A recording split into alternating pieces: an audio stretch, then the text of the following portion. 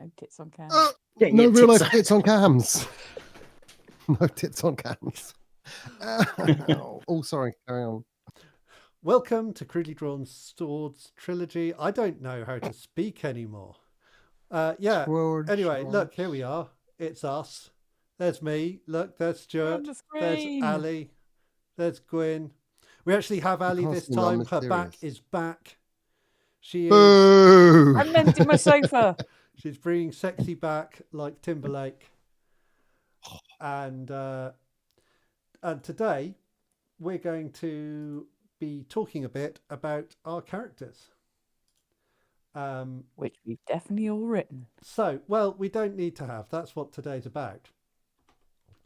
But what we do need to have is a recollection of the world that we've created. And let me just turn that down. What, the world? Yeah. I reject your world premise. No way. So, this is going to be an uplifting tale of spooky bureaucracy.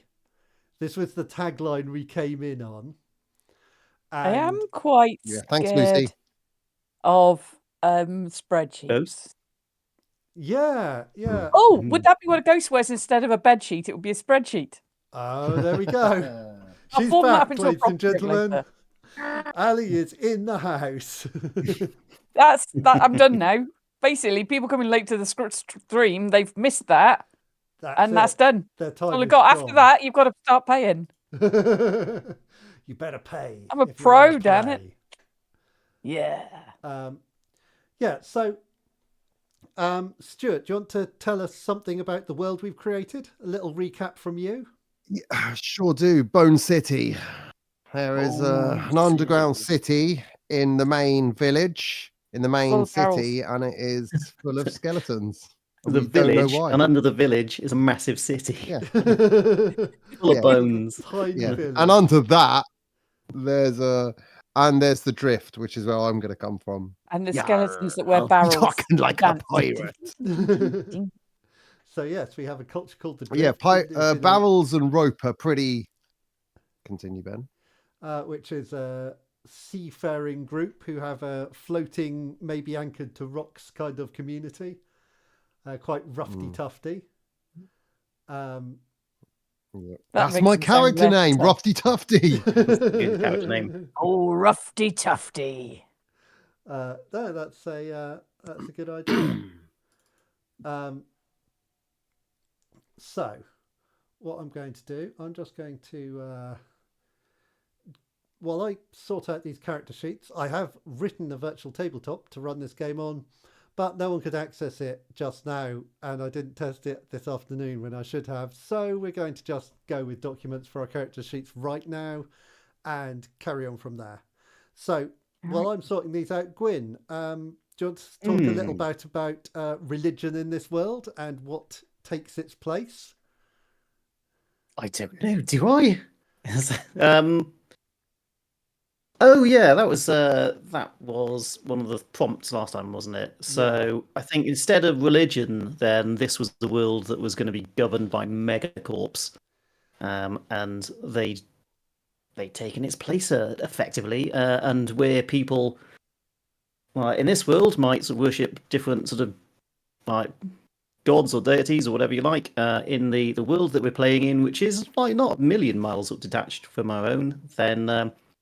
Followers of religions are more like subscribers to platforms or to the whatever it is that corporations are running, of which there were a couple, weren't there? Yeah, so we came down on like almost basic verbs as our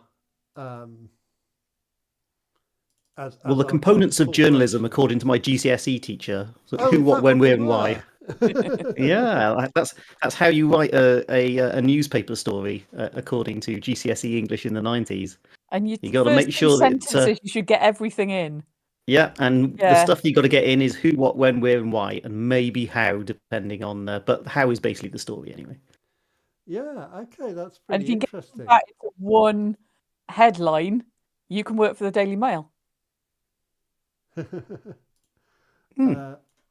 I guess that's true. So yeah, we have this, and we have this world of modern near future type technology. I came in with the game. I was like, the one thing this is for is epic fantasy. First thing Team Crudely Drawn Swords do. Okay, this is going to be like near future technology. So yeah, great Yeah, but start. it's still going to be epic. It is going to be epic, Hey, and it is fantasy. I wanted fantasy. Because we have magic returning or appearing in this world. And Star Wars is fantasy, so yeah, and also we do have skeletons possibly animated beneath the cities doing whatever skeletons do. Dance. Imagine if the sea was made out of Fanta. That'd be mad. Yeah. Be really busy. Wait. Okay, I it's an interesting thought. How did it become relevant? Fantasy. Oh God, Jesus! Ben. I'm so sorry. Come on now. We normally get to cut this shit. Now. Yeah, I was. That I'd prefer was it to be very Vimto. I hate Vimto. What's wrong with Vimto? I don't mind Vimto. It's an anagram of vomit and it tastes that way. Sponsor us, Vimto. we've alienated Vimto already. Yeah. The Vimto Corporation. I've name dropped them quite a lot in my dramedy, but I don't think that's going to save me unless they want to fund a very expensive comedy drama. Why would they not want to do that? It's hard to say, but I have just slagged off, Vimto and this very popular forum. Yeah. So that's a that's going to cause us problems. So yes, we have big funders of comedy. Just ruins my future career. So we went through the whole general world building process. Was there anything missing from the world as far as you were concerned, Ali, that you wanted to see in there, or that you'd have liked to get into the world building had you been here? I have or not that you want to remove now. Enough. Please take out the Vimto. I just sort of read it through today, and I wasn't very there for the last one, so I don't have anything that I've thought through. Okay, that's fine. Like if something comes up, but we have been instructed there should be lasers. Yeah, we know there's thought there was lasers or energy beams of some kind. It's the near future, so there's quite a lot of technology around. And we have these big corporate cities. We have corporate agriculture that's feeding them. And then we have on the kind of outskirts and what's referred to as the wasteland, not because it's particularly bad, but because it's not. The corporations just don't need it, so they don't use it. We have this culture of families and suspicious close-ranked families, the barrel mafia, referred to as the Coopers. Yeah, Coopers. Meanwhile, in the cities, we have most people belong to a group called the Kempt, which are kind of like I remember your these guys. normies. They are classic normies. They're good, monetizable people that the corporations like. But dispersed among them, you do have certain proportion of often older people who are who have been monetized as far as they can be. And that means maybe some have been monetized a long way, and others were just never very monetizable. So like us that won't go on TikTok, yeah? Yeah, basically like us that won't go on TikTok. Cool. And so these are referred to as the dispersed. And we have the cutters, who are kind of like the teams of deniable fixers who go out and solve problems on the part of corporations. The cat. I'll cut you. And so, yeah, sometimes they're cutting wires, sometimes they're cutting threads from life's rich tapestry. It depends on the situation. You've got to be a bit gangster. There is... I was Peaky Blinders and then realised I couldn't. Because not only do you have to be from Birmingham, You got to have a particular cadence. Is that the Birmingham gangster cadence? I think it's just for that. There was another film, TV show recently that was set. I think that was set in Birmingham, and it had the same cadence. I'm pretty sure real people don't have, but it means this is a serious drama. Right, yeah. This is a serious drama. Yeah, and that's quite different from the way actual gangsters talked, of course, which was exactly like people in 1940s films. Gangster, eh? What do you mean? See? I might play a Like pangolin. this. Lucy says I have to play a pangolin. I have to say C after everything. See? Yeah, and the land surrounded by sea. So, fantasy, you might say.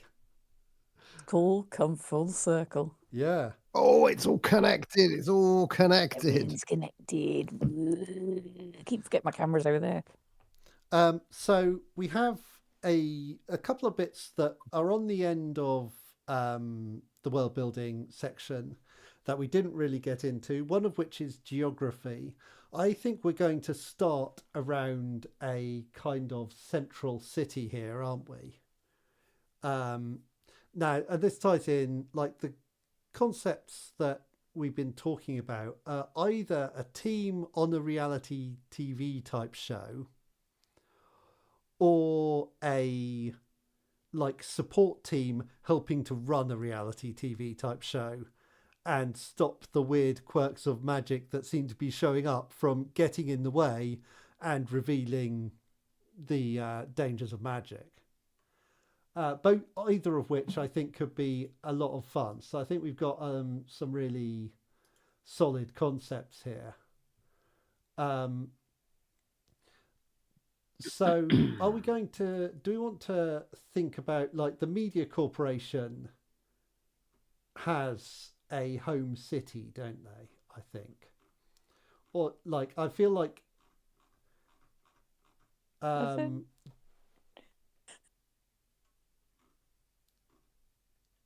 yeah, maybe Who, because they're like Glident, the Global Identity Corporation. And they have a city called, they have a home in Ipcity or Ipsity. So Ipsity. yeah. And so I think, but it's like, it's called Ipsity, but it's everyone calls it Ipcity because it's a city, or sometimes just Ip if they're locals. The big IP. So yeah, cool. I suspect we'll be kind of starting in a city setting if we're working with one of these sections, in which case I don't think we need to worry too much about it, because kind of the starting point gives us the things we're going to need to have. Like, there's going to be some central media starting point and where our contestants are going out to, which will probably be a mixture of in the city, in studios, or out in the wastelands, depending on the games. If they're playing Catch That Skelly, then I guess. Yeah, well, that's it. That's why we need to be game show contestants, because I've spaffed through all the money I won from the first round of Where's My Skeleton, and I'm coming back. I'm coming back. It's one of the caveats of winning is that at any point you can come back and try again. Okay. I feel like if you can't Is that point out who your caveat skeleton is, you're in a lot of trouble. I think I prefer the Right, sound of maybe. being game show contestants. Okay. More. Okay. That sounds like a lot of fun. Yeah, good. Games within games. Games within games. Games without frontiers. Yeah. Okay. I also like the idea that we were all three of us magic users and trying That's not why to my let idea was on not to to use magic. anyone, even the team, that we are magic users. I think Ali's mechanical idea is a lot of fun.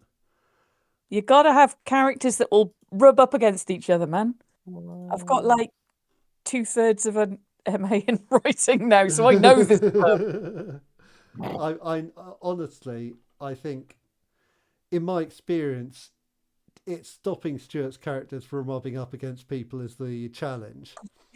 So I'm known as the rubber. Oh, I'm one of those hacker dudes called Johnny the rubber, Rubber. because I always get uncomfortably close to people. Like I'll always when I'm talking to you, I'm right in your face as well. No real life names. We're all thinking it. We're all thinking it. It's Rufty the Rubber Tufty. Yeah. Brad, Rufty Rubber Tufty Muscle. Watch out, he'll rub you. He's dressed in mufti. Rather than a single initial, this time Stu's going for a long list of middle names. This is what's going to distinguish his character this time around.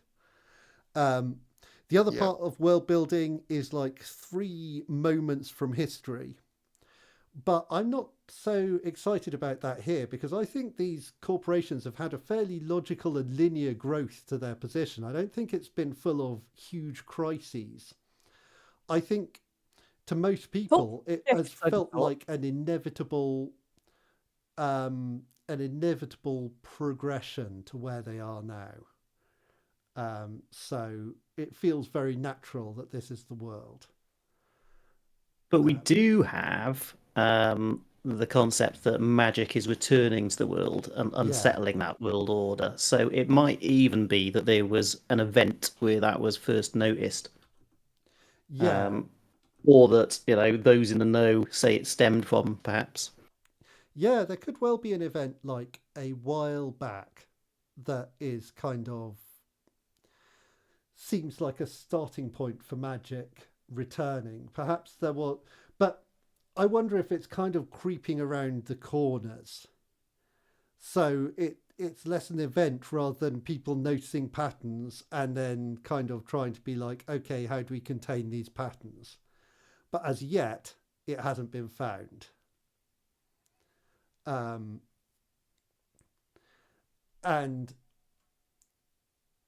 But we could certainly have like, how long do you think magic has been returning for? Do you think it's like a few years now, like 10 years? 1,000 years. Probably, if it has been for a while, it's not been noticed until very recently. Yeah. Yeah, so it's like it's... Maybe the TV magicians... Oh, wait. Fucking hell. Maybe the TV magicians just... Like, the first hint was that their tricks were getting really good. And, like, people were watching it kind of going, if that's sleight of hand, that's really impressive. And, like, close-up magic became even better. Yeah. I think that's quite an interesting idea. The first people to know were the street performers. They got really good at unicycling to heights. Yeah, I like the idea of the event where it was realised being some kind of like massive orchestrated keynote speech. The sort of Steve Jobs keynote type, something along those lines. Were they like going, and magic has returned, or are they, or was it perhaps, like they were doing a keynote where they're like, and today we're launching the iPhone 76. And check out these new features. It works like magic. And then magic started actually happening. Yeah, and everyone's like, whoa. Yeah, or perhaps, those events that you get where they have like wacky concept cars that are never actually going to get built. Or like sort of real sort of stretch goals for tech. Maybe there's like an industry version of that where somebody produced something. And it was actually good. That was literally unreplicatable. And at that point, people were like, how did they actually do that? The first guy you had who made a colour picture, not reproduce it, and wouldn't tell anyone how he did it. I'm not saying he cheated, but it's a picture of a green and red ribbon, and it's very sort of dim. But yeah, he couldn't repeat it. He was like, nah, it's just the one-off, mate. I'm done. Maybe there's Yeah, I'm out. Completed. Maybe there's a new corporation on the rise and they're the ones using magic, and all the other corporations are like, yeah, but how are they doing this? That tech is mental. Yeah, that's quite interesting. I like the idea that they had like a concept car And even they didn't think it would do anything, and then it did, and they're like, whoa. And then they're trying to like cool it out as this thing like drives around when it doesn't have an engine, and they're like, of course you can see how maneuverable this design is. Like going Like, into the earpiece, what's happening? perhaps What's there happening? perhaps there was an inventor come entrepreneur that like demonstrated something or other, like that was essentially built on magic. Got a whack load of money invested in himself, then disappeared, and then either some sort of shady branch of the corp, or maybe even like a state actor or something like that, managed to actually get hold of him and shake him down for this. And at that point, they uncovered that actually, it was all just, you know, and that's kind of how they confirmed that there was something else going on other than just understandable laws and tech. Okay, perfect. I like Lucy that a lot. Did something. And then you can have like Got a little. a person that was responsible for some of this. Yeah, no, that sounds like a good that sounds like a good point. So there is. Do we have a name for that person? Grand magician. Well, like, it Like depends on Stu, because like if Rufty the rubber tufty is taken, then I guess it's going to be Brad Muscles and vice versa. We could do Rufty the magician tufty.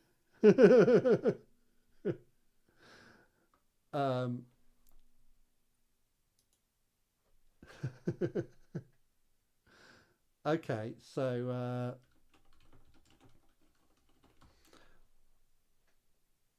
I think we're going to I think there's a request in the chat that we get to draw some crudely drawn cocks. No, don't. This is why you don't have. What if I drew it on a piece of paper separately? Give the fans what they want, man. Well, that won't help the people on the podcast, will it? All our listeners will be like, this is just the sound of scratching pens. Okay, so Rough T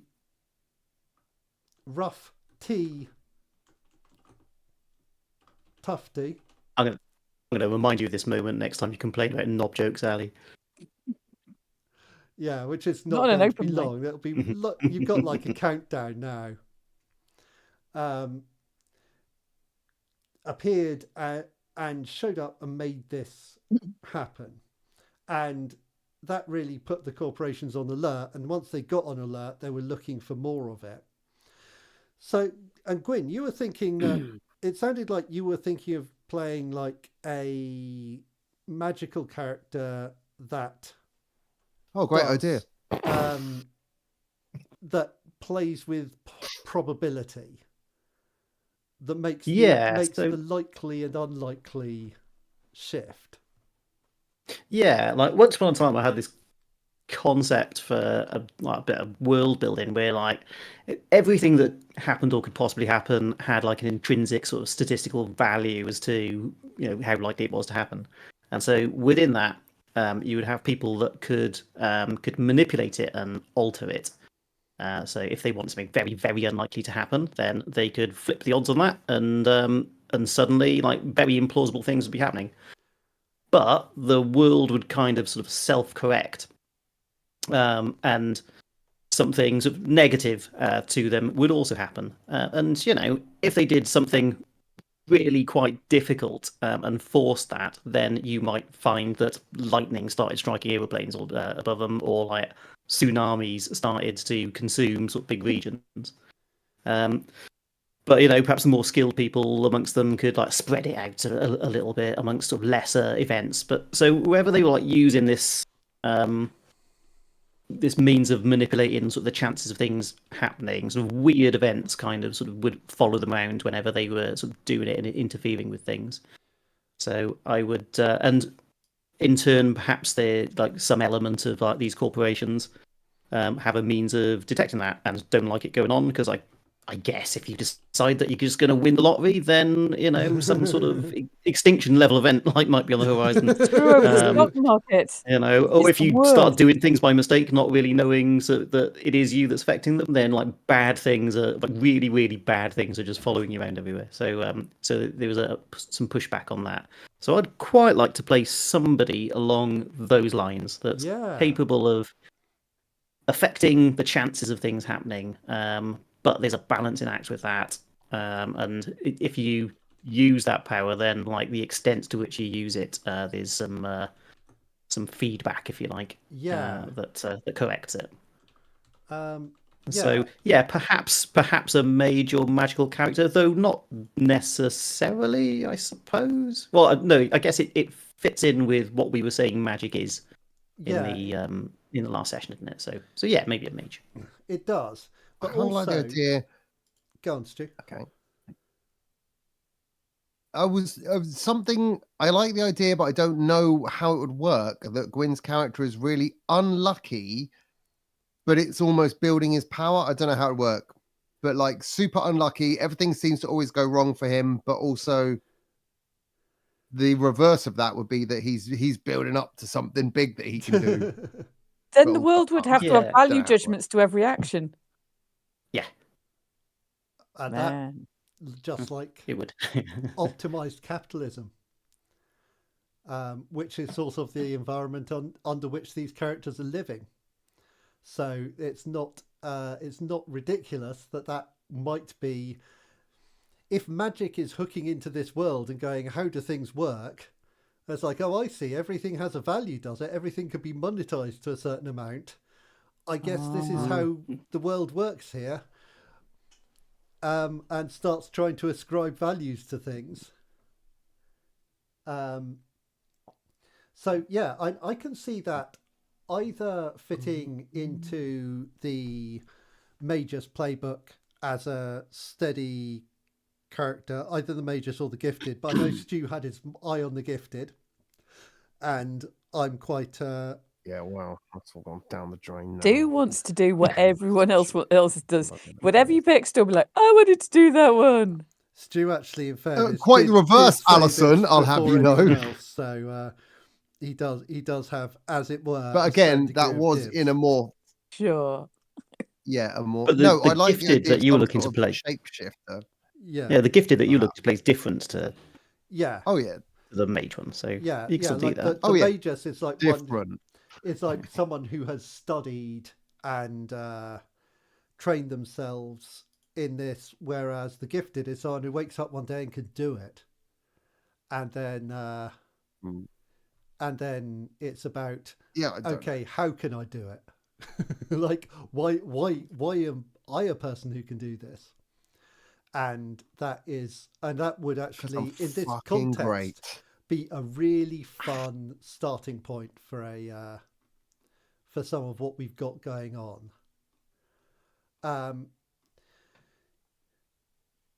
Yeah, so I think that makes quite a lot of sense with the Magus playbook, Gwen, the Magus opening arc. Okay. We can basically the apprentice working. What I think we would do is we will use where it talks about the costs of magic. It has there's various counters you can do. I think we'll have like a 5-point counter that you build up when you do your stuff, and then we'll create a custom move to dump that probability safely without causing some kind of catastrophic improbability incident. It's improbability drive. Yeah, and it leans in that direction. So, do you have an idea for a name, Gwyn? Of my character? Yeah. Oh, no, come back to me on that. Okay, so let's... Oh, are you about to fill in my character sheet? I've got a character sheet set up for all of you, right, so okay. we can get a start on this when we're ready to. The initial things that we have, and as we're talking about Trilogy here and kind of using this as an introduction, the big things that a character starts with basically you have two parts. You have your core character summary, and you have your arc, which is your playbook where your special moves come from. The core character has a name, pronouns, culture. There's 5 statistics: heart, mind, strength, subtlety, and charm. They have a stress and harm track, which will both begin empty. And then you have a background and a complication. And so the background is about where your character comes from. And most of these backgrounds are going to be things like, you know, you're an outsider, you weren't raised among other people, you lived in some kind of weird commune or cult, or you were raised in luxury as a noble, or you lived rough on the streets, or you were like raised by merchants and you end up having knowledge of lots of kind of financial dealings, but you were never part of the ruling class. And all of these come with like their own, with a move or a bit of equipment or something that just kind of helps to define where you came from and give you a picture of what kind of history your character has. And the other thing you have is a complication. And the complication is something which really just gives us something to hook into when we're starting the game. So there'll be a lot of stuff that happens as the game goes on. You'll develop relationships with characters and NPCs and rivalries and opposition and things like that. The complication is about starting with something like that. So it might be that you're indebted. It might be that you've attracted a powerful enemy. It might be that you've been touched by a god, or you've been cursed by an evil witch, or you have a secret mission that you've been given that you need to complete. These types of things make a good complication that kind of, it just gives a chance to like engage with the world from the start of the game. One of them is haunted. At some point in your life, you've become entangled with a dead spirit, purely inspired by a game of Ars Magica that Stu and I played at one point, where Stu's character had a fixation that he was the true king of Scotland, and he was haunted by a ghost that also believed he was the true king of Scotland and was constantly telling him that whatever he was doing should lead to him regaining control of Scotland. That was a great concept. It really stuck with me. So yeah, complications are just, and it also, one of them it suggests is homesick. You've left a comfortable and happy home behind you. It's like, you don't have a tragic backstory. Your backstory is great, but you really miss everyone. So yes, that's something to think about as we go through these characters. So Stu, it sounded like you had a pretty strong starting point for a name. Is Brad Muscles what you're going with? Honestly, I've no idea at this point. Maybe Brad come back. Again, all I had was either Brad Muscles, he's a dude who previously won Find My Skeleton, and he took all his riches back to the Drift. Put them in the barrel. The main city was pretty pissed off at this because the reward is like, you get a load of gold, you get a luxury apartment, you're kind of a major celebrity, and Brad's like, nah, man, I ain't having none of that. I'm going back to the Drift. And now he's run out of money. He's come back. And yeah, one of the clauses in your win is that you will always be allowed to, you'll get, because maybe it's like a lottery. Yeah. Yeah, you get a golden ticket that says you can come back. But also, and I like the idea that he's kind of like your like almost classic barbarian, or like paladin, so he's got old fantasy weapons in this new modern setting. But that's what's given him an edge in because when he went dungeon diving, when he's fighting all these skeletons, people are like, shoot them with guns, and it's just going through the rib cage and twanging off their skulls. But my big old mace crash. That's how I was able to win the game. I'm imagining that But as a kind of also- late 90s version of Quake Yeah. as well. So we're seeing it all first person, and it's a little bit blocky, and occasionally everything just stops. Yeah, I think everyone has that's like it. You've got a camera on your shoulder. Head cams. Yeah. Yeah, definitely. Or I want to play a Like a dungeon shapeshifter version of because playing the Taskmaster. druid was. Yeah. Yeah, so I can see. I think Brad Muscles is a great. I think that's a good, solid concept. It's I think such we a can have good so name. much fun with it. And his muscles, You as in could the play like rather than a shapeshifter, you could play a master of disguise. Really good at pretending to be like bivalves. Well, as a word of warning, I would say the arc that most fits with Master of Disguise is actually the Performer, which treads a little bit where we were previously. Yeah, and the problem is I often described, you may not have picked up on it, again, it was quite subtle, but Tristan was surprisingly beefy and well ripped, but I didn't really That's how we focus all on that too imagined much. him. Yeah, thank you. Yeah, but I never said, how muscular he was, and he was often clothed, so you didn't really see it. Whereas Brad Muscles' thing is that he's super ripped and he never wears a t-shirt. Oh no, he wears one of those kind of cool muscle shirts that I sometimes wear. Wow. Okay. Come summer, I'll But be he dressed doesn't in have. He He takes doesn't them off by ripping them like that. He's got a chainmail muscle shirt, so his guns are always on. Damn it, I'm just playing Tristan again, but this guy's big. Brad Muscles is Tristan, huge. but with chainmail. Chainmail muscle shirt would be really graty on the nips. That's why he has some all gaffer people on the tape over drift. each nipple. He's that All hard. people on the drift have their have their nipples removed just because it's safer. It's just You a don't wanna get safety them issue. caught. If you're pulling up, and again, like Ben was about to say, because I'm a muscle farmer, it's MUSSEL. It's not muscles. Come on. So if you're pulling up a barrel of mussels, that's how we grow them. Barrel of And you muscles. catch your nipple. So first things Really first. Get rid of Done. those. Get It's them kind of So like your chainmail muscle shirt, is it made of chain or muscles? Is it made of like loads and loads of shells, like scale mail, but with It's a kind of Yes. muscle that like grows But on with- hydrothermal vents, so they grow iron shells. Yeah. And iron Yes. shells. Oh, and the people And who they don't farm them are called the iron shells. Come on, Oh, that's a good name. yes. That is a great this name. is good. This is solid. I'm here This for is it. That might sneak And into my iron. book somewhere. The Iron Shell. Not if I can get into my sitcom first.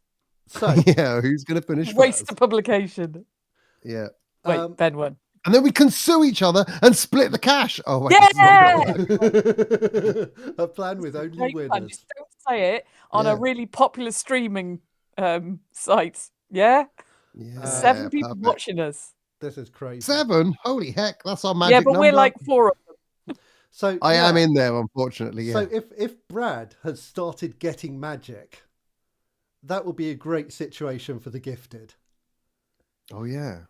Like, he's this big roughy tufty guy, but now he's finding he can do some weird magical stuff. Yeah. And he doesn't really understand it, but he's like, this is going to make my return. Firstly, I'm a bit short of cash. Secondly, Yeah. my return to Where's My Skeleton is going to be so much easier as long as I can keep this on the down low, because I've got like all these skills now. I also like the idea when you were saying one of the I can't remember what you called them. That someone from the Drift has also contacted me to say we're trying to take down the city. We need you as a man on the inside. Dum, yeah, dum, dum. okay. I think that's really fun. But also the Drift. Yeah, maybe. Well, like the Drift has many people. The Drift's pretty chill. Yeah. Pretty chill. It might even be someone you talk to who was doing this magic stuff. Maybe you have a mentor who was like, who taught you some of controlling what you can do. But they're part of a magical group that's like, oh, we've got to do something about these corporations. Oh yeah. Okay. So yeah, it's like your complication is a secret mission to subvert the Yeah, but also the problem is I really need that money. So as much as I want to, that's why bring them down from the inside, I really need the cash for the win. That's why it's... Yes, like the point out something yes, very Alison, your hand important. was up. Given the world and the fact that it's a corporate thing, it's not money, it's credits. I've read enough cyberpunk. Oh, yeah. Oh, yeah, Yeah, that's fair, or yeah. credits. Creds, you're right, yeah. Thank you, continue.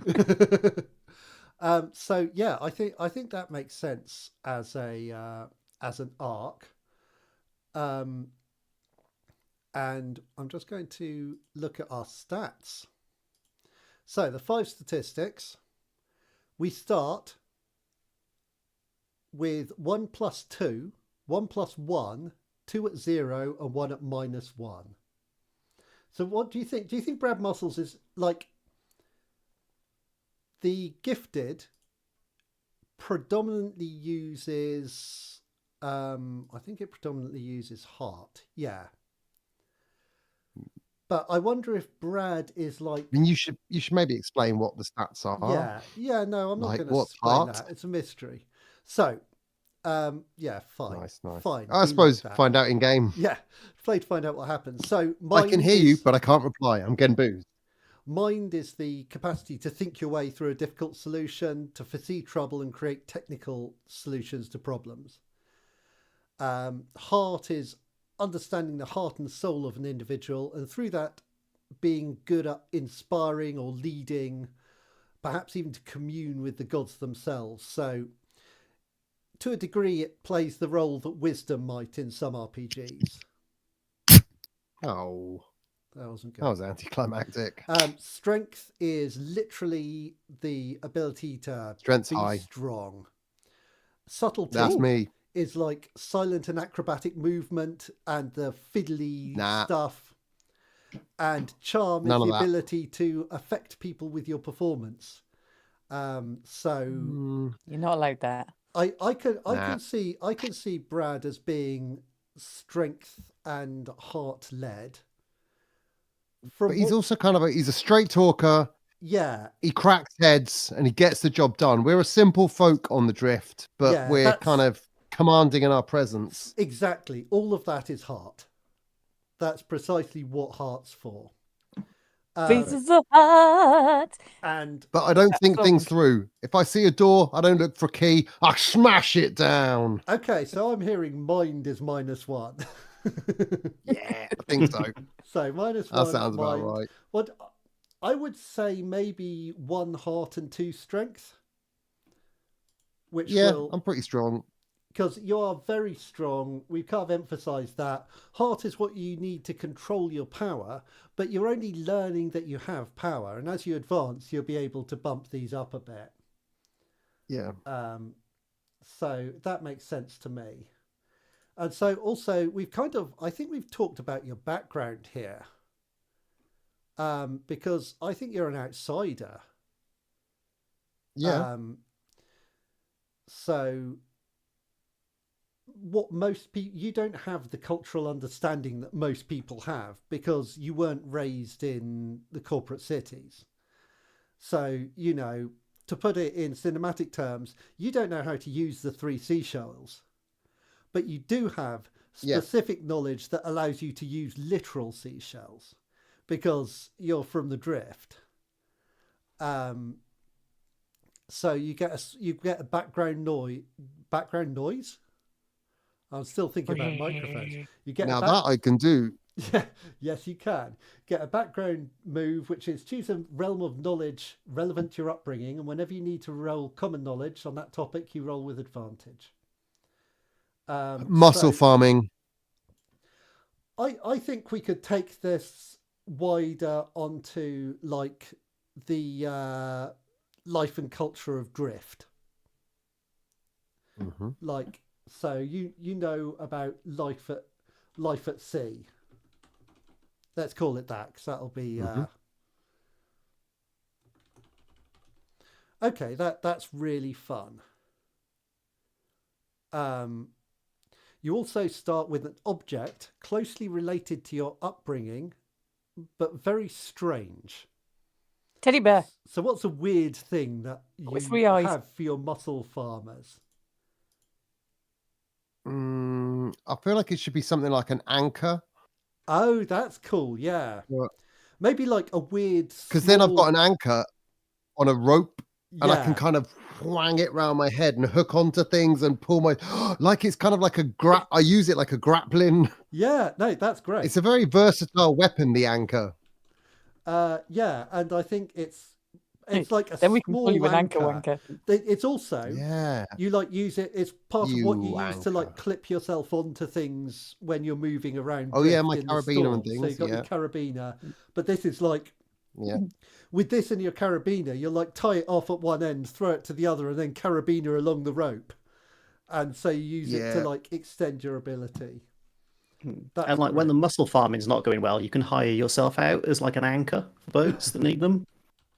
Because you're really ripped too. Yeah. Also, You could probably pull down helicopters. You also have in your pocket, you have like loads of pockets, if I remember rightly. Yep. I kind of want to. Well, Ali, is your person? Oh, I was going to say I kind of like the idea of having gadgets, but I guess that's going to be the mechanic probably character. if Ali's leaning towards gadget maker. Is Well, that I think what of it like you're my feeling, pockets Ali? are going to be. I'm thinking along those lines. It's all about kind of mechanical stuff and no magic at all. Yeah, Oh, absolutely. and also no magic. just I was thinking, I realise we're not on my one yet, but I am going to have some kind of armor, but it kind of slots over my back, just in like little strips like that, and it kind of comes over my head, and then maybe I've got a tail. Okay, cool. So yeah. Just keeping Lucy happy. We can move this. Well, I think we can move this on to you now, Ali. Anyway, because everyone else has had a bit of a go. So I'll just add that I reckon because I've got because I've got so many pockets, they're full of all manner of knickknacks and things. So I've always got something for a situation, not actual knickknacks, although there'll probably be some of them in there. Nice and spicy knickknacks. I'm like I've got like instead of Batman's utility belt, I've got lots of pockets full of stuff. Yeah. Okay. Well, we can call that a. Of course, because you're from the drift. So these are things that you carry around on the drift. So we'll call that a seaman kit. Yeah, nice. Okay, so Ali. Hello. Do you have an idea for your character's name, perhaps? Well, I was going with Arkwise. Arkwise, that's a great name. It's good because you said it in some other thing, and for a while I was like, "What's Arkwise? Is there a special type of?" So I thought it was an actual word, but also that does mean that the character's a little bit more like the guy out of Open All Hours now. So I think at the end of every episode, I maybe have to go, "It's been a funny old day," that kind of thing. Yeah, just as I'm bringing in the brooms and that. That wasn't what the character was, but that's what it became. Do you have a last name? Do you think? Yes. I don't know what it is. Okay, I'll work that out. That's fine. Pronouns? She, her.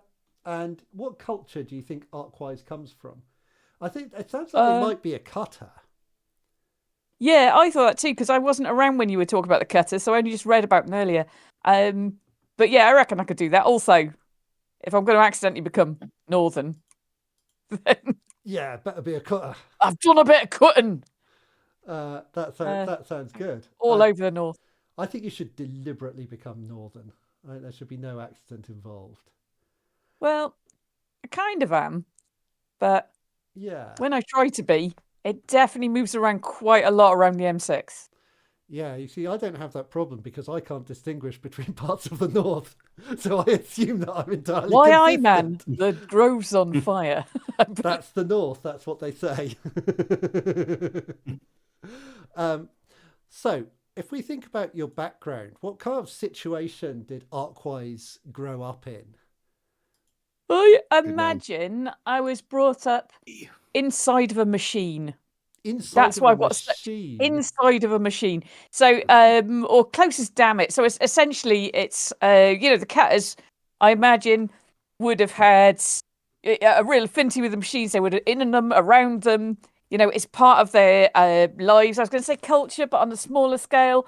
Yeah. And so essentially, you're brought up in the machine. Yeah. Okay. So in the machine of the machine. What I'm going to call this, in terms of the backgrounds we have, and we could create our own one for this. Of course, there's always an option to create something new, but I think this is religious. Yes. I think this is like having grown up as a monk or a kid around a temple. Which is why I'm so angry about the mages, because to me, the Ten Commandments are, physical laws. Yeah, they're literally, they're actually equations. Yeah. And you've got your Trinity of the Ohm. I hope my dad's not actually watching this, so I'm okay. But imagine I know which one current and things are, right? Yeah, I think there's going to be a certain currents amount and the of other resistance to using ohms. Yes. Wire. Just remember, the biggest question of all, what's the unit of power? Money. No. No, what's the unit of power?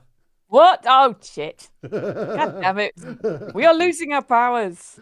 That's what happens when we get old. So old, so very old. Yeah, so you spent a lot of time around the machines. So what did that mean for your childhood? Does it mean that you're like always scuttling around things? Oh, for sure. And I think probably in that kind of culture, robots and small children are basically treated the same. So, like, you don't really differentiate. So your best mate may be robot, maybe not, maybe a bit of both. Especially if you're a robot pangolin. Yeah, okay. So yes. Do we think that your look is like a robot pangolin? Yes. Are you kind of like a pangolin Word person? scuttle would definitely apply. I'm a person, but there's definitely just to the hunch and the way the armor works. And I've definitely got a kind of swingy kind of armored tail, and it's got like a mace on the end. Okay, cool. So kind of like armored. So and this is like a type of person that lives in this world. There are people like this all around the place. Loads of us. But I think that's a cool look. Yeah. And yeah, so arc-wise, probably the got armored pangolin grew up around the machines. You will get a background move that says when you need mundane supplies and you have access to it says a temple of your denomination, of the denomination you're raised in. So that's really like a cutter's warehouse. Okay. You'll be able to pick up kind of mundane supplies from it as you need it, which is barrels, rope, going to be extremely useful, seeing as you have if you're the artificer, where one of the things you need is bits and bobs to do artificing with. Yes. And so if we look at the artificer playbook, we've got quite a lot of cable ties, if that helps. Look at the size of them. That's exactly the kind of thing you will have in character. Yes. Been to B&Q, mate. Just did like a supermarket sweep. Amazing. So, and I've got a little thing here for cleaning off negatives. It's just give a little brush to it. I might actually have all the props for my character. I've got a screwdriver as well. It's the armor that we really need to see. I'll work on it. So I'll use the power of imagination. You're going to have a move to prepare devices that will allow you to create things ahead of time, and a move that lets you improvise a device when you have to do it in the moment. So there's like, oh, we're going in here, we might need this, and you can build something quite good. And then you have, oh, we need something right now, and you kind of wing it, but it will probably fall to pieces. It's a bit gaffer tape and zip ties, but it'll sounds probably hold to me. up. Yeah, it'll hold up for the minute. So, oh, that's Quantum Leap. So I would suggest that in terms of stats, you're probably going to want to lead with subtlety. That's me. Because that's the kind of dealing with fiddly, fine details type thing. Okay. What do you think would be your second best thing? You've got what are my choices? Heart is straight talking. Mind is intelligence and thinking. Strength is physical lifting. And charm is kind of sweet talking. I don't think I've got any charm. No, so that might be -1. Yeah, and I think I probably have to have quite a bit of smarts to be able to make stuff. Okay, so let's What was put the other one one? on mind. Charm, subtlety, strength, mind, heart. And so heart and strength would be 0 then. Right. That makes sense. I think so. Yeah, that's okay. I'll have Brad Muscles around for dealing with strength. And heart. Gwyn, do you have a name yet? Yes. I'm going to be called Anders Rowe. Anders Rowe. Is it roe as in fish roe? Yeah. Yeah. No. Oh, do I need a fish name then? No. You've got Well, it doesn't have to be a name. fish name, I suppose. And you could you could be like name. You could be Arkwise Haddock or something. That's what I was thinking, just because, we got, Brad Muscles, Anders Rowe. But I don't Arkwise think Haddock. It could No, be that's not quite right. Arkwise Hairy Frogfish. Yeah, look for a video of a hairy frogfish. That's a cool fish. So good. Is it a fish or a frog? We don't. Oh, it's pretty fishy, isn't it? It's like all the way underwater. Frogs can't go that deep. Okay. Yeah, they're pretty shallow creatures. What kind of background does Anders come from? I think Anders' background he was basically one of the Kempt. He was very ordinary and normal, and is uneasy with like magical powers. That's understandable, really. Feels like he's doing something wrong. Yeah, no, that sounds right. That sounds rad. Okay, so in a way, I think that gives us a background. It's almost this in terms of background is kind of almost like the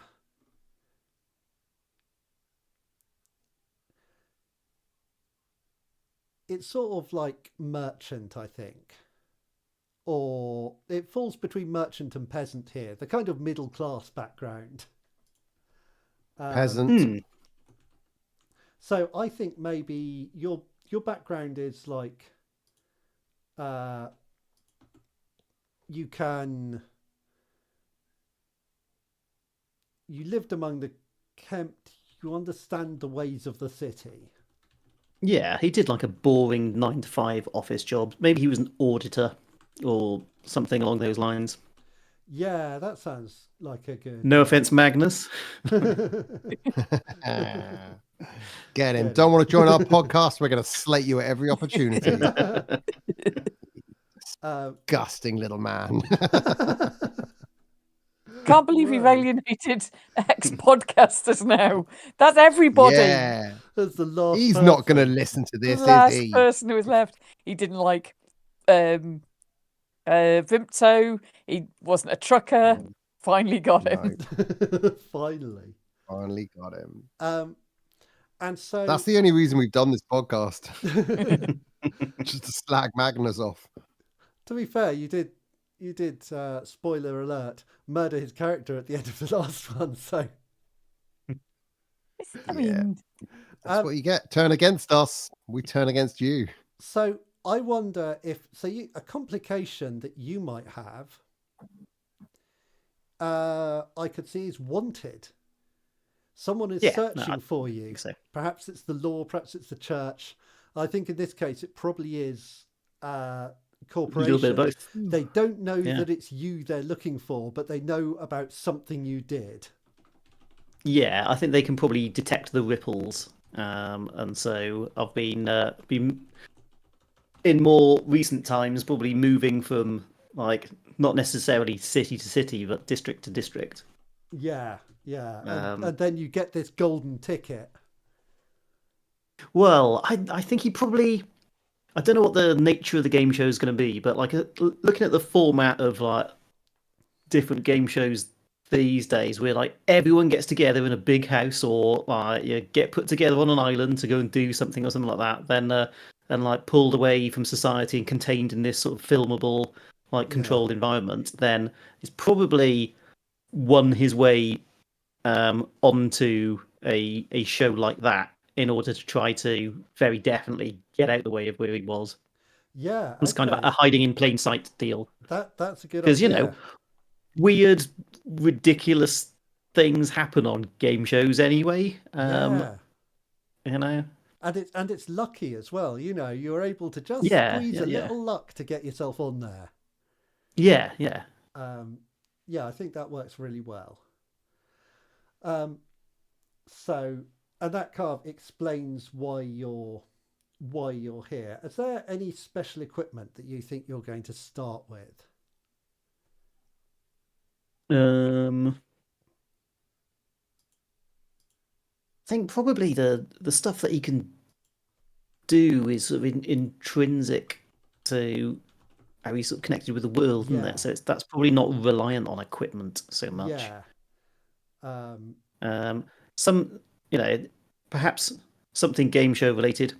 Yeah. Okay. So if there was like standards, like something that once we figure out what the game show is, we'll work out what that is. If he's a contestant, then some sort of luxury item that he's been allowed to take in. You know, if we're a mix of contestants and crew, and he's on the crew, then something related to that. But yeah, we'll fill that blank in. Yeah, cool. Later. Blankety blank. I realise, Ali, we didn't look at a complication for you. Well, I assumed that probably I've just been really, really rude about all the mages, and now the mages are like somebody mages after me, or at least very cross with me. There is okay, so you could have an enemy, a powerful enemy. Another one which did strike me possibly is like class bound, like you're super good at getting on with other people in your class, your social class, and relatively bad at getting on with everybody else.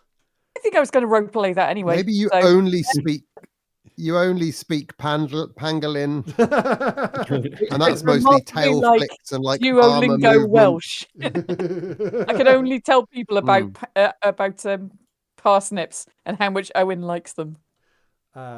This my week, Owen and Hoppy Panas. Owen was doing experiments and growing parsnips in the biology. No classroom. way.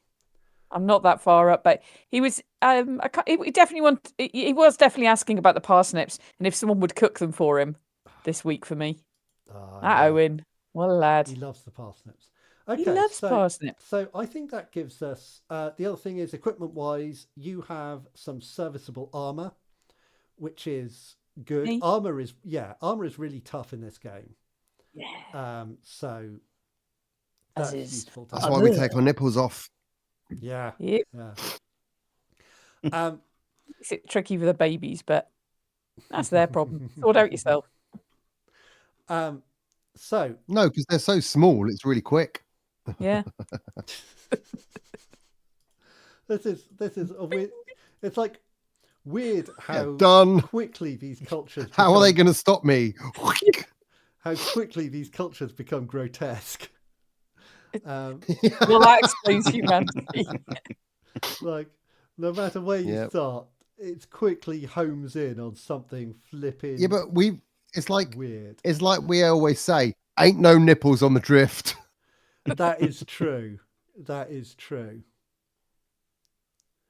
And in fact, the cutters often replace them with on metal the nipples. So we do. We'll actually have up to 6. So we do have nipples, but only metal ones. That's what really makes us stand out. Literally. Yeah. So I think we're going to have, in this game show, we're going to have like 12 players in the house. Playing 4 each. No, you're not necessarily going to play any of the others. It's just like you get 12 and then it narrows down. That sounds like the kind of numbers that you want. You got a 3-month run. That gets one person. And then the last 5 have to go and find the skeletons.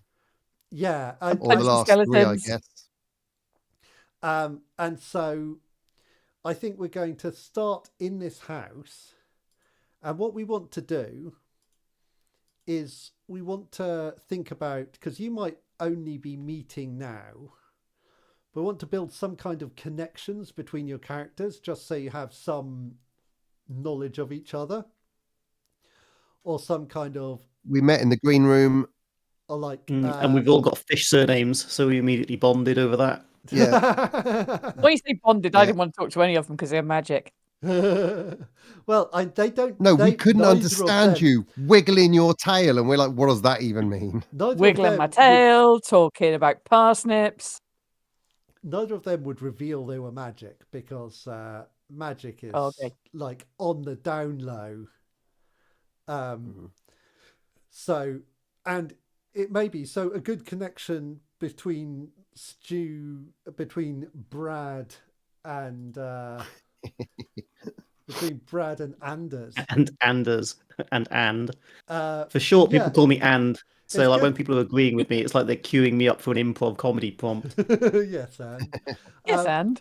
Yeah, we became such good friends. They called us Branders. Hey, Branders. And we're both like, yeah.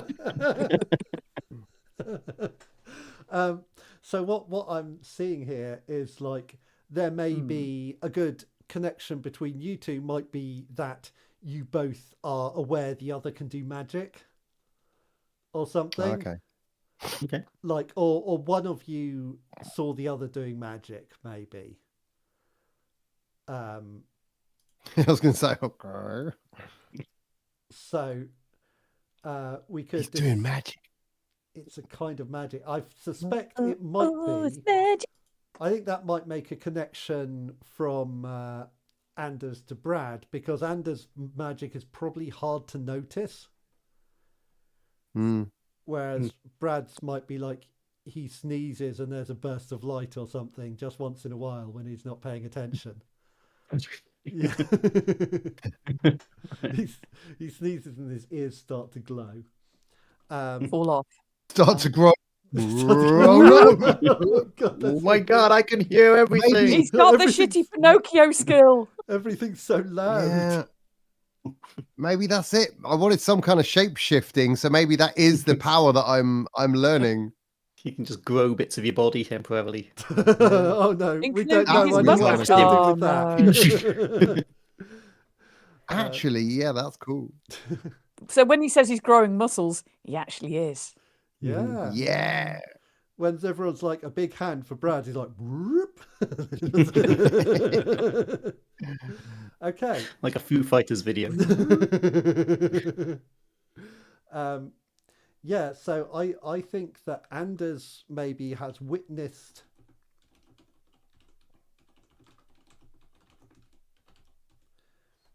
and knows a bit about that. So, Brad, what's your connection to Arkwise? And the two ways that a connection can work, it's either like some kind of shared history, some kind of way you met in the past, or it could be that there's a person you know in common. Like there's an NPC that you were in love with, but they were in love with Arkwise or whatever. And so your relationship is through someone else. It turned out they were a robot. Has Arkwise ever been to the Drift? No. Oh yeah, that's where we met. Yeah. Could it be that Arkwise has worked on a previous series, like was on the crew for the show that Brad won? Yeah. That would that's make a good sense. idea. And maybe I audited Arkwise accounts at one point and we hate each other. Yeah. I was thinking maybe just like our suing each other scam, Arkwise sort of helped me win the first Where's My Skeleton? Find My Skeleton. Yeah. Well, obviously I was slightly involved, not in the creative side of the editing, but in the sort of technical side of it. Because obviously I work with the arty people who actually have those skills. And so I did make sure that the best footage of you got through, so that the narratives that were created. Nice. Whoa, are we in your going to be? direction. Are we going to be? Dare I Best say friends? Friends? Yes. Whoa! No, never. No competition. No like that's it. We just big each other up all series. That's the twist of this series. Finally. Now you can have your irrational competition with Anders.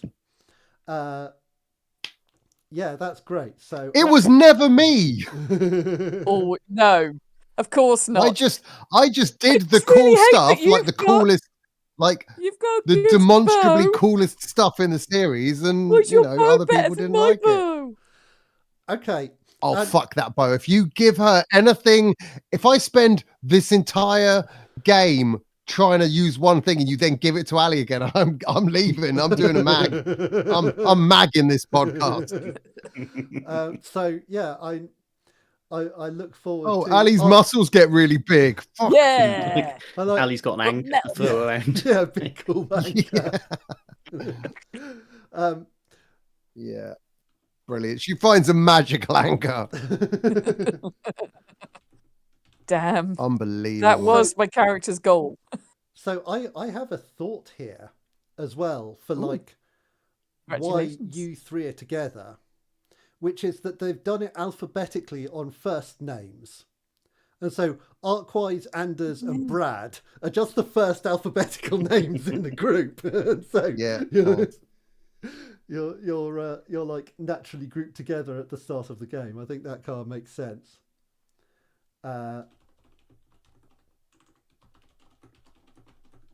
Okay, that's great. So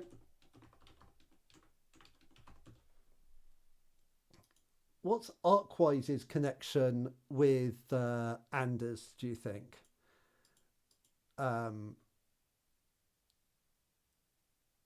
If we Sorry? What's your connection with Anders? And this could be either something, it could be that like he audited one of your family.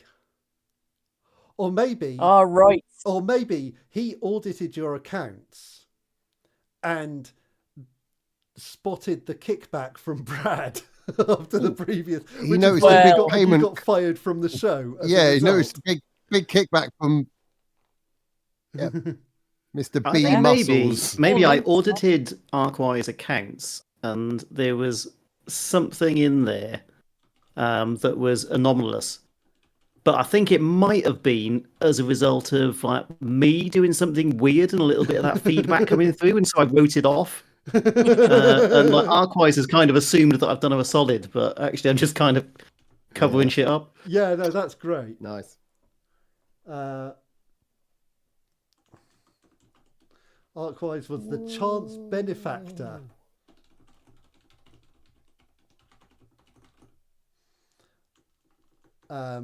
Of Anders' luck-pushing schemes. Yeah, like magical feedback. Oh, mine doesn't go any closer. Okay, that's rad. So there's like a bit of a connection. One of the nice things about this is that this is a character connection that you all have, but you can't reference on camera because all of it is to some degree criminal, which is kind of good. Like, every one of you has like a thing you've got to keep off camera. But also, luckily, you have someone who is very technical, and you have someone who is very lucky, and someone who's got good magic. So I think this is going to set you up well for this game. Maybe Arkwise, because she was a hacker, she does somehow have a connection to the feed, so she can interfere with it. Like, if anything, because there's going to be like a 30-second delay, or just in case there's any swearing, she can kind of flick a little switch that cuts the feed for a few seconds whenever we say something accidentally. Yeah, or she knows like the in-world equivalent Disney songs that mean that they will not be able to broadcast it. She like suddenly starts singing "Happy Birthday," and you're like, Cough "Oh button. no, get out of Or here!" if you do a really good pun, I cover it up and do it myself. That might just be me. Actually, not the character. There's a difference. Okay, I think that gives us some nice special moves, some nice character connections.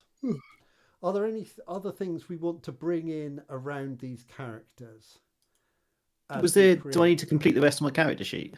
Your character sheet, if you look in Drive for Gwyn character sheet, I've been filling these in as we went along. Okay, cool. So I don't need to assign stats or anything. You sorted that. The stats are the one part we need.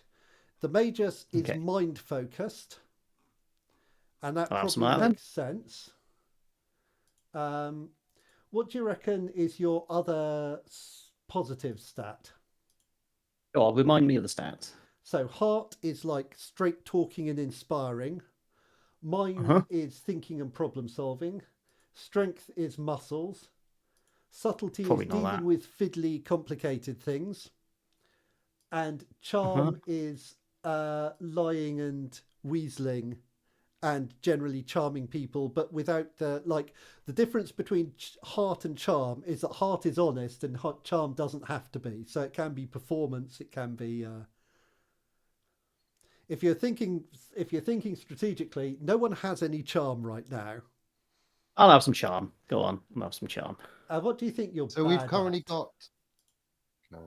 I am probably bad at muscles. Yeah. Yeah. Okay. Strength. Cool. So the other thing that each character has is what are called your poles. So yeah, quite. Got your poles. And these are Cathode part and of anode. these are part of how you gain experience. I'm sorry to say, Stu, you don't gain experience when you fail a roll in this game. What? But your positive pole is something, and negative pole are things where when you lean into them, it helps you gain XP basically during that scene. So, for example, for the Magus, the suggested positive poles are intelligent, wise, exacting, insightful, or intellectual. And the suggested negative poles are arrogant, naive, intolerant, thoughtless, or careless.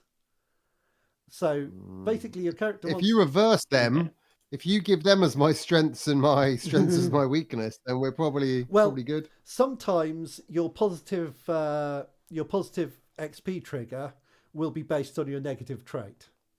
It's like when your negative pole keeps you out of trouble, you mark experience. So they're termed as negative and positive poles, but both of them can be positive or negative for you in character. So what do you think the two edges of Anders' character would be?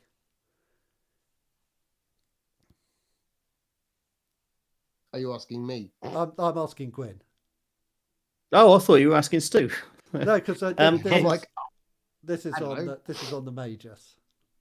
Okay, careless as the negative one. As your strength. You're a negative. Yeah. I think it would be very, very bad for him to be careless. Yep. And then as positive. What were the positive ones again? Say again. The ones as examples it suggests here are intelligent, wise, exacting, insightful, or intellectual. Yeah, I'm not sure any of those are. Yeah, so what do you think? On point what for do you what I'm think after. His positive vibe is? Ooh.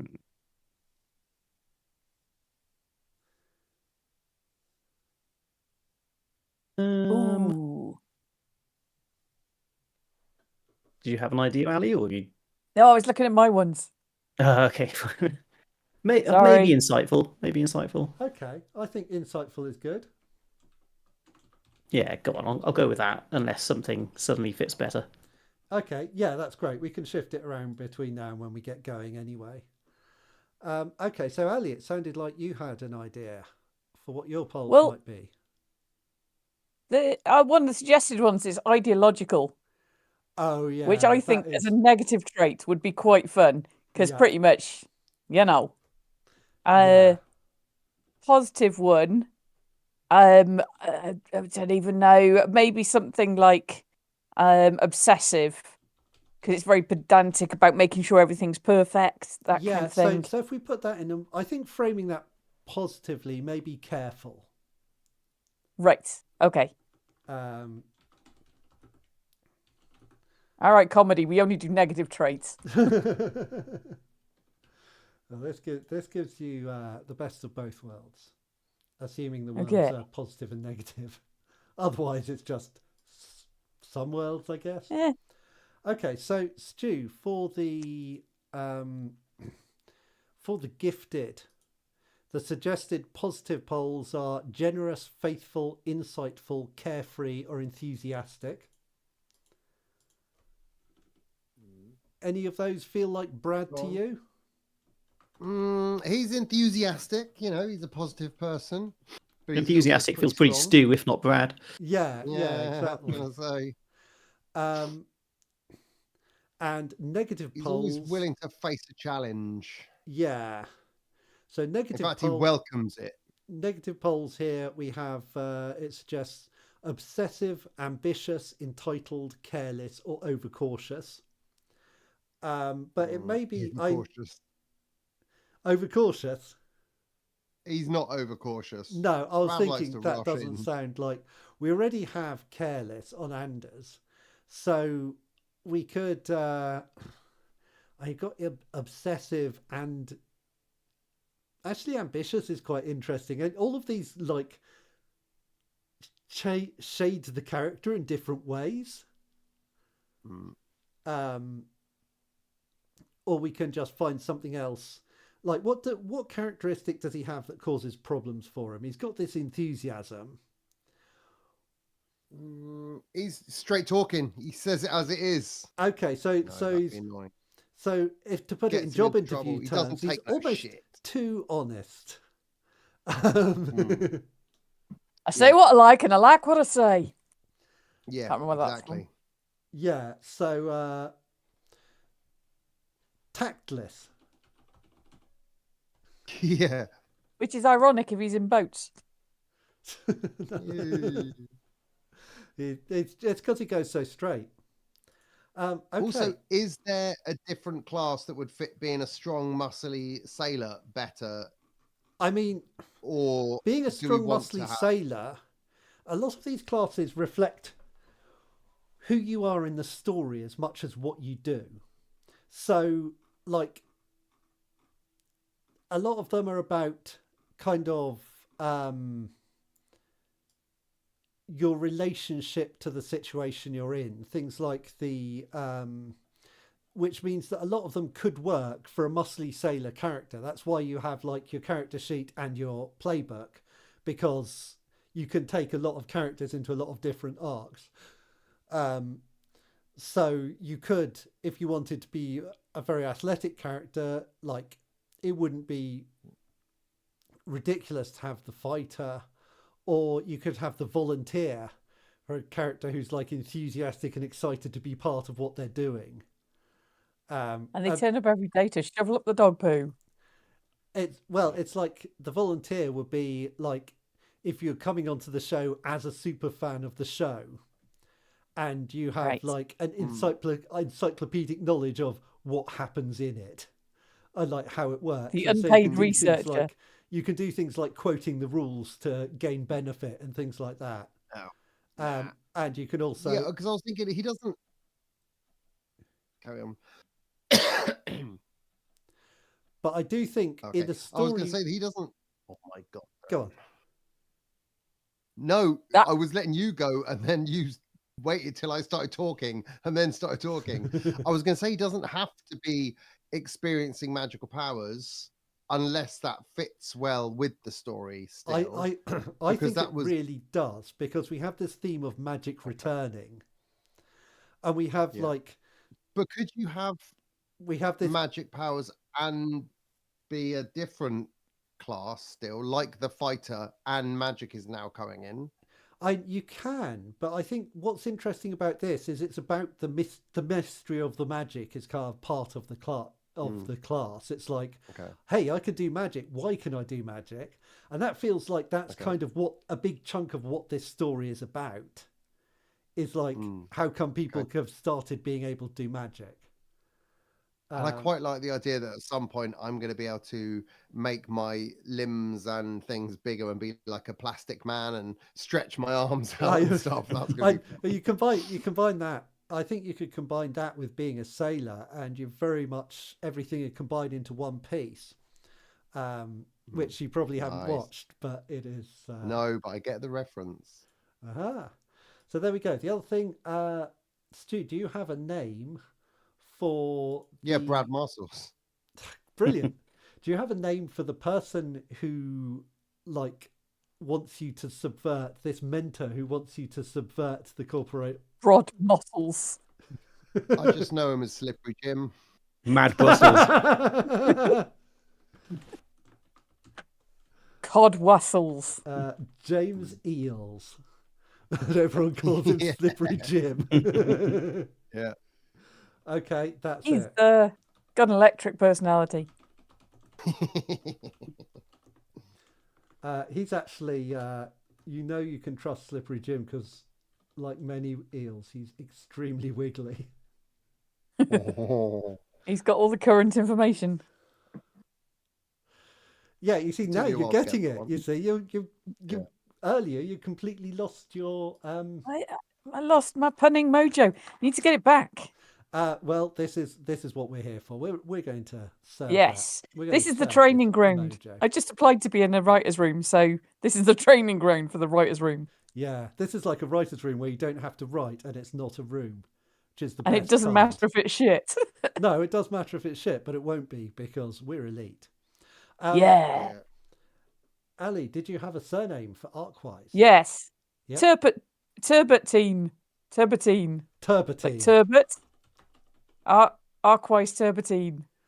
Is it INE or EEN? INE. It is. It would be very funny if it was Turbotine. Turbotine. That sounds like the kind of thing you'd have like in a turn of the 90s kids TV program. Here they come, the Turboteens. As long as my armor can kind of just turn into another creature. So like I look human and then I'm like, the armadillo, Turbotine. That could be. I was part of a group that sort of grew up. It's like a sort of gang. And we were the Turboteens. We all had different animals that our armor would turn into. And I don't know, one of them was a rock, like rock lords, because that's still funny. That's a great animal.